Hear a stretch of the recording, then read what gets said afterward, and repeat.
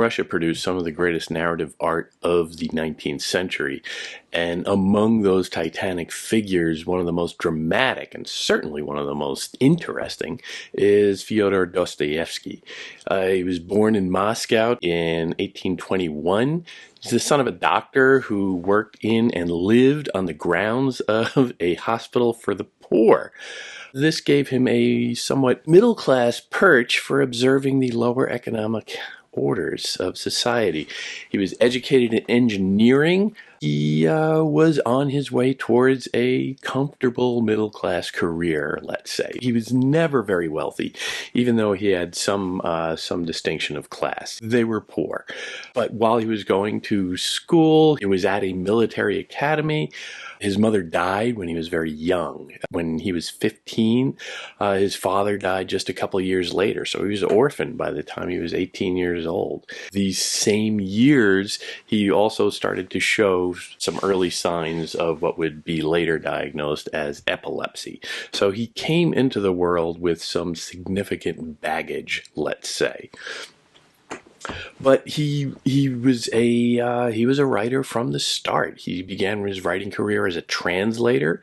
He started with a translation of Balzac's Eugénie Grandet in 1843 when he was just 22 years old. Remember, he's probably got to support himself here at this time.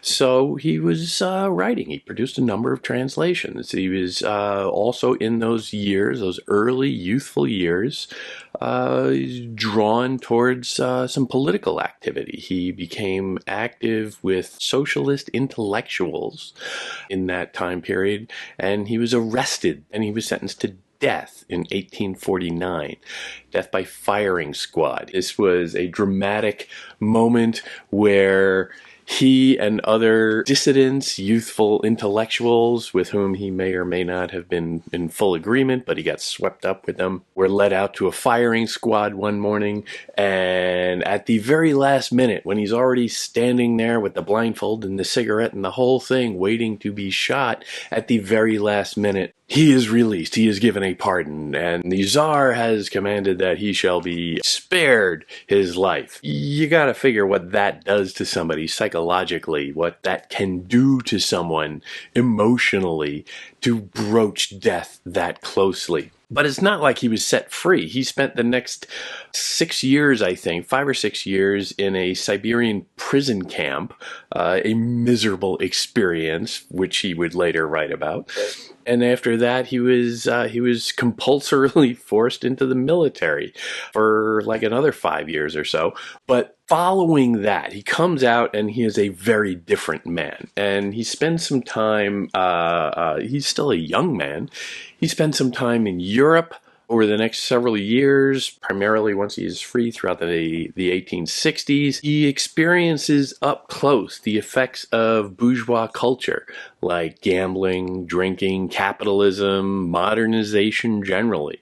He stays there, primarily around Germany and a lot of spa towns, enjoying himself, drawn to these sinful pleasures, but growing more and more disgusted with it. And he tends to loop them all together into a general rejection of modernizing European influences within the traditional culture of Russia. So he is going much more towards the Slavophile end of the political spectrum there. He was married twice. His first wife died after 7 years. His second wife was originally his secretary, who was hired to transcribe some of the writings that he was doing, but was perhaps too sick to write himself, so he would just dictate. Hope for romance springs eternal when it comes to subordinates and artists. He has 4 children, one of whom died in infancy, and another at 3 years old died of epilepsy-related conditions. And you have to wonder what the guilt is on Dostoevsky because of that, and the conditions that he was living in as he was wandering around. He is still desperately poor, always in debt.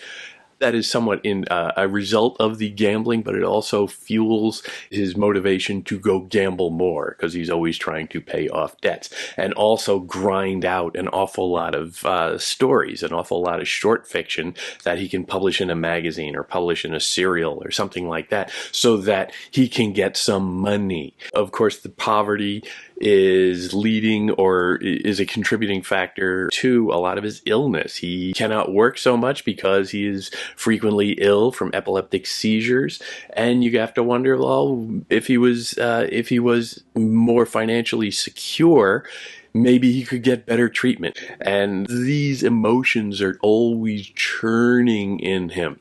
When his brother died, he takes on the financial responsibility for his children as well. So he is always in debt. He is always going desperate for a way to support his family. From his youth, he is also very deeply religious.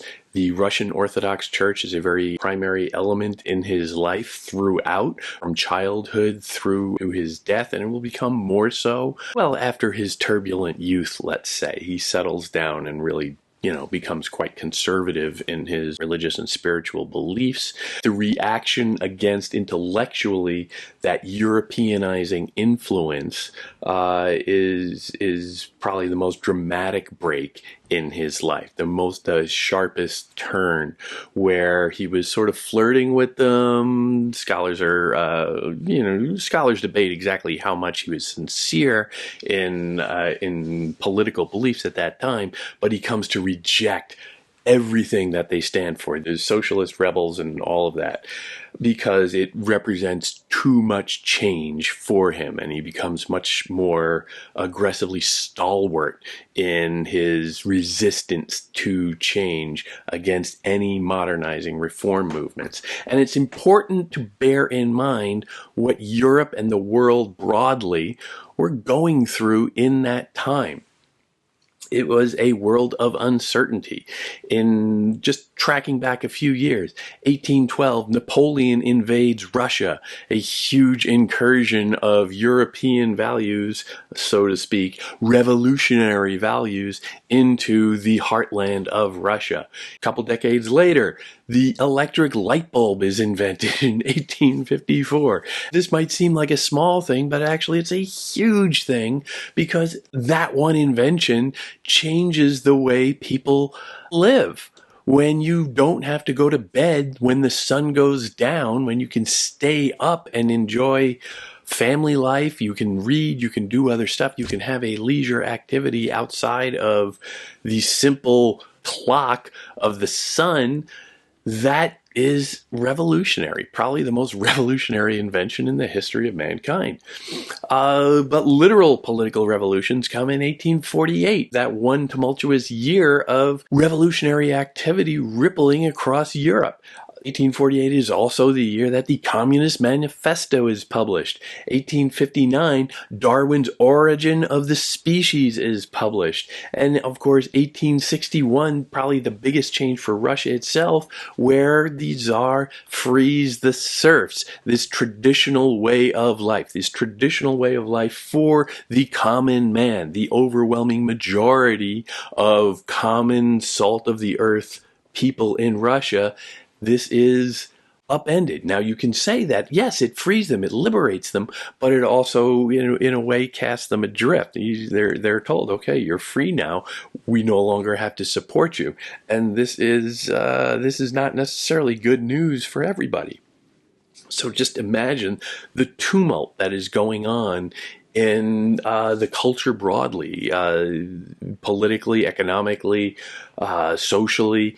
All of these things seem very turbulent, and, well, Dostoevsky's experience with turbulence is troubling, and his natural temperament is to resist it, to push back against it, to stand on the battlements and say no, as some have cast it. Throughout, his career is really developing, and you can trace the wrestling he does with all these ideas through his work. He produces a significant amount of work. 16 novels and novellas, 17 short stories that we have, and 5 translations. the principal ones that we have. An early novel, really more of a novella, about 120 pages today, called Poor Folk. That comes out before The Prison, let's say, and you can use that as a clear dividing line. And the first thing he comes out with after Prison, really, is The House of the Dead. Great title, which is about his experience in prison. And then Notes from Underground, another story of corruption, of traditional life, and how youth gets pulled into a kind of despair by chasing Western fads and fashions. And then, of course, you get the monumental work, Crime and Punishment, probably is most popular around the world today. A great story of a guy who decides to kill someone just to see what it's like, just to experience that, to transgress that one magnificent command of God, thou shalt not kill. And what does that do to a person? And very much told from a psychological point of view, is to track the reactions of this character. The Gambler comes out a year after Crime and Punishment. It was somewhat shorter work, again, about gambling, significantly. I think that might be the one that he dictated to the secretary who would be his wife. And then The Idiot of the title, it would not pass muster with publishers today for being inappropriate, because it is about not necessarily a person with a mental challenge so much as the neurological disorder of epileptic seizures. But he uses it as a way to explore ideas of Christian mysticism, because the prospect of having a seizure, the experience of having a seizure, becomes a kind of mystical religious experience within the novel, and it's just fantastic. The Possessed, 1972, sometimes translated as The Devils, and then of course at the end, the magnum opus, The Brothers Karamazov, a huge book, a prototypical Russian novel that takes you forever to read, and you're just drowning in it at times, but it's so damn good. And he is dealing in that with all of the universal questions, all of the larger issues that he's considering at the end of his life. It comes out in 1880. So when you are reading Dostoevsky, there are a few key things to keep an eye out for. Number one, look for the realism. He shares, his stories often center on economic or cultural pressures. Everybody feels real pressure, real hunger, real poverty, real social awkwardness in a way that is indicative of those classic realist novels, even as he pushes back against some of the limiting cliches of that genre. Also within that, a kind of naturalism where the characters are often reduced to primal instincts. This Darwinian element playing out here, where devolving into these materialist states drives them to become animalistic and to give up their higher aspirations towards participation in divinity. A lot of this is framed within his traditional Slavophilic characterization of life, quite frankly. He was very much anti-Europe. No matter how much fun he liked or he had when he went there when he was younger, he sees Europe as the corrupting influence against the good salt of the earth people of the Russian land. So you find a dynamic most pronounced when he is comparing the world of, let's say, St. Petersburg, which is the city that grew out of the Enlightenment era of Peter the Great, and tried to model itself on the European Enlightenment, and it's basically on the edge looking out over at Europe, and contrasting St. Petersburg to Moscow. Moscow is in central Russia. That's the heartland. That's where good Russia is. So you often find that tension. probably it's your basic analog too, but also he dwells within the analog of the city and the country, and the conflicts between those two cultures. City bad, country good. St. Petersburg bad, Moscow good.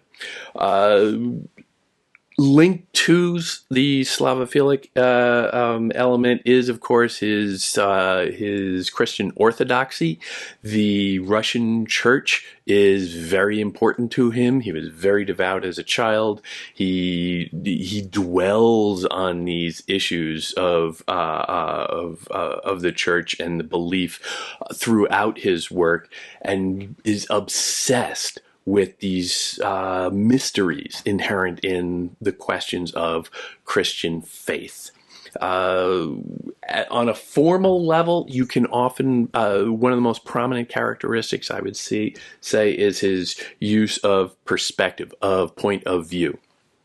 Readers are exposed to the interior of these characters, to the inner workings of the mind, to the thoughts, to the feelings in a way that really hadn't been done so much in fiction before, where we're often kept at a bit of an observing distance, and we can feel more comfortable with that. But he takes the reader and slams them right into these very troubling characters. Raskolnikov is a troubling character to be that close to, and the disturbing elements that we are exposed to starts to make us feel very self-conscious and knock us off our humanistic dignity, so to speak, and starts to recognize, or starts to push the reader into a confrontation with limitations and human frailty in a way that I think is very much tied to his belief, Dostoevsky's belief in submission to Christian principles and traditional ways. The use of POV, however, is tied into what other critics, primarily the critic Mikhail Bakhtin, has called a dialogic discourse. The use of these different perspectives that get expressed very fully, and are then used in a kind of dialogue with one another, where we're not privileged necessarily for one perspective over the other when these characters get together and start having these intense conflicts. This is what has been called the polyphonic method. Bakhtin again, where no single perspective is offered, and the reader is not sitting there with the comfort of saying, well, okay, this is what is the right way to do. Dostoevsky's not putting his thumb on the scale in those moments. He is allowing the drama to play out, where he grants opposing views some dignity, some substance, to push back against what might be considered his primary view, but you're never quite certain of that. He plays very fair in that regard. The unresolvable nature of the conflicts are often what critics will say make Dostoevsky's work so significant today, as opposed to just cheap throwaways.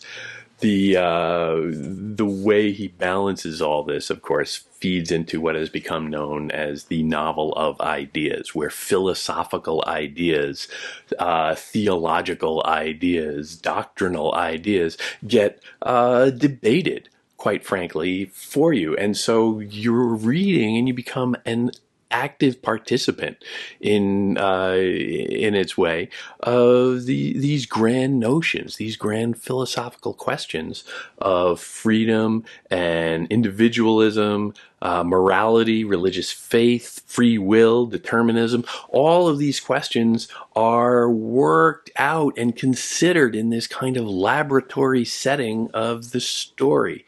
And that's one of the things that makes Dostoevsky particularly interesting, because he has such artistic integrity, quite frankly, to allow that conflict to play out, and his mind works in such subtle ways. Now, Dostoevsky is often paired with his great contemporary Leo Tolstoy, Lev Tolstoy to some. There are great similarities between them, but also for some pretty significant distinctions. Some scholars suggest the two had a bit of an active rivalry throughout their lives, but it's also been said that on his deathbed, Dostoevsky died many years before Tolstoy.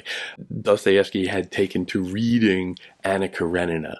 And you have to wonder about that moment where he is recognizing not necessarily a rival, but one great artist granting another some consideration. And not just saying, the son of a bitch, he had it easy. And they were very different characters in a variety of ways. But there is this game recognizes game moment there where as he is dying, Dostoevsky was always sick, where he is dying and he seems to recognize that, okay, Tolstoy writes a very different kind of fiction than I do, but one great artist recognizes another. And there's a poignancy in that moment of Dostoevsky granting that when he knows that his work is done.